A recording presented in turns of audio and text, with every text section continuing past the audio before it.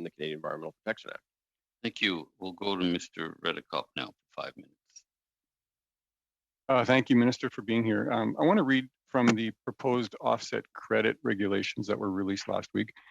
Several provincial governments are in the process of establishing offset systems to support their carbon and pollution pricing programs. The federal offset system is intended to complement these systems, and then you give the example of Saskatchewan. So obviously in Saskatchewan, agriculture is foundational to our province. And it seems like the regulations establish time periods of 30 years for forestry products, 20 years for other biological projects, and 8 years for other projects.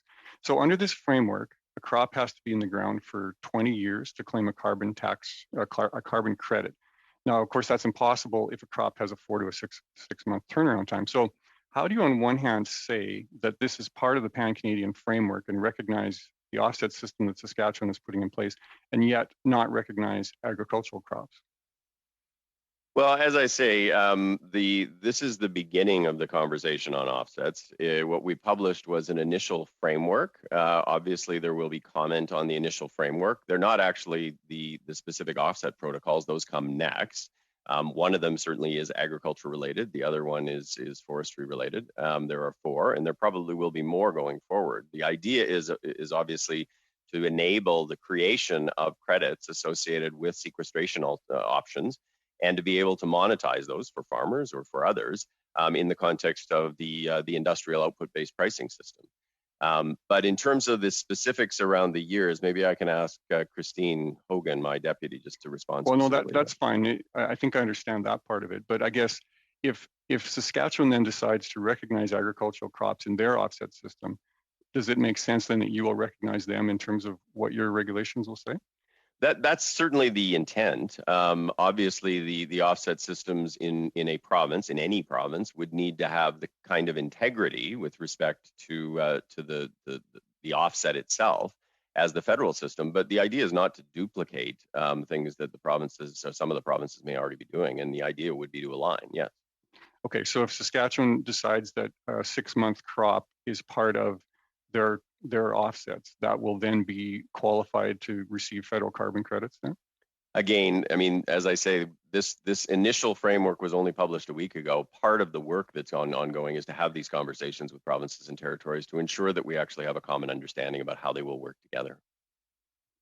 Okay. So, of course, and as you know, Saskatchewan farmers are very innovative and actually world leaders in soil sequestration of greenhouse gases. And so this is really critical to my province. And in fact, what I find surprising is farmers created solutions to these problems before anyone even knew these were problems. So it's really important that the hard work that's gone in over the last decades to this will be credited to them. So for example, in Saskatchewan, there's 9 megatons of carbon that's captured annually by farmers.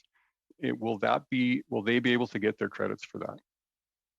Well, I mean, the carbon that is sequestered has to be additional, right? You can't go back into 1930 and recognize something that somebody did in 1930 to sequester carbon, or we will never make the targets. We will never make the progress we need to make. But certainly the additionality, I believe the date that we've been talking about is 2017. So anything that is done since 2017 could potentially qualify. But again, this is an initial framework. The idea is to have conversations going forward.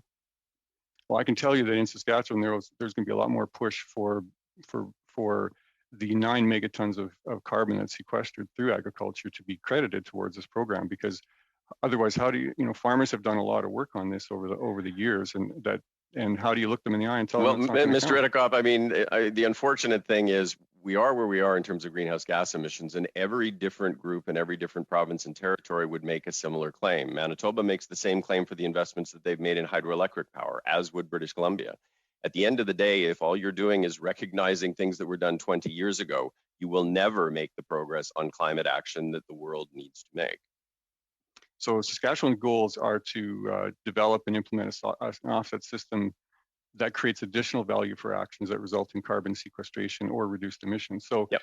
Would you agree that if Saskatchewan goals are in line with the proposed federal regulations, then you would recognize the equivalency of the Saskatchewan rules? And again, that's a conversation that we will have, but certainly the intention is to align those things. We obviously have to get to a point where they are aligned, but that's certainly the objective, yeah.